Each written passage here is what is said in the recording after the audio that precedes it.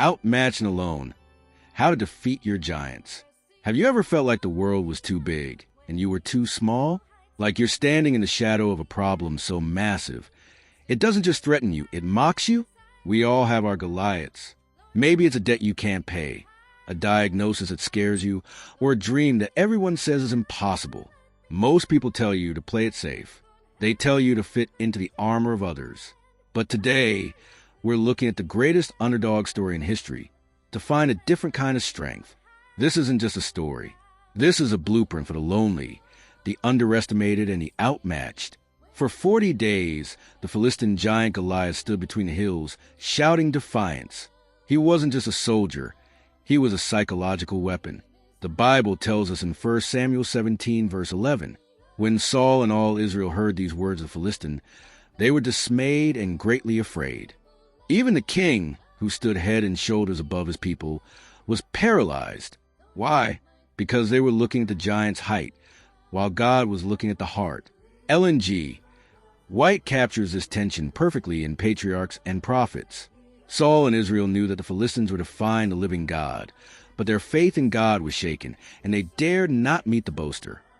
This is the first trap of the giant. It makes you forget your history with God.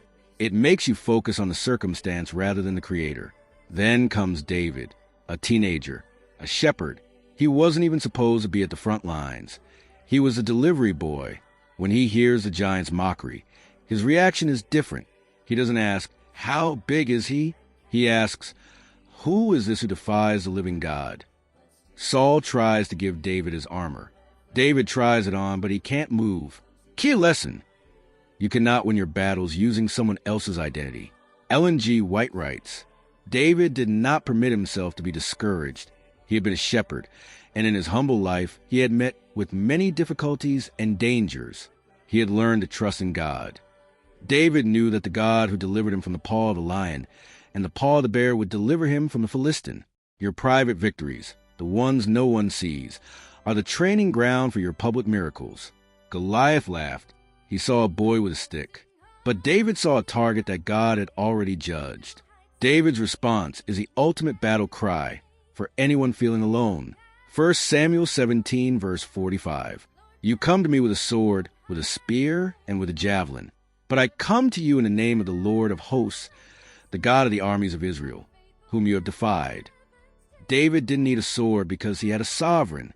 He didn't need a shield because he had a shield.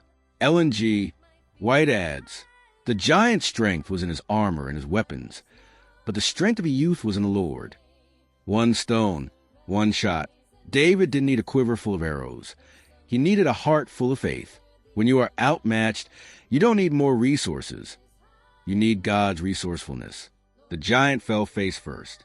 The very thing Goliath used to intimidate others, his size, made him a bigger target for God's providence. What is your Goliath today? 1. Stop listening to the mockery. 2. Take off Saul's armor. Be yourself in God. 2. Remember your lion and bear. God hasn't failed you yet. As Ellen White beautifully states, God will work for his people if they will only trust him. You aren't alone in the valley. The same God who directed that stone is directing your steps right now. The battle is the Lord's. 1 Samuel 17, verse 47. If this message gave you strength, hit that subscribe button and share this with someone who is facing a giant today. Comment below, the battle is the Lord's to claim that victory.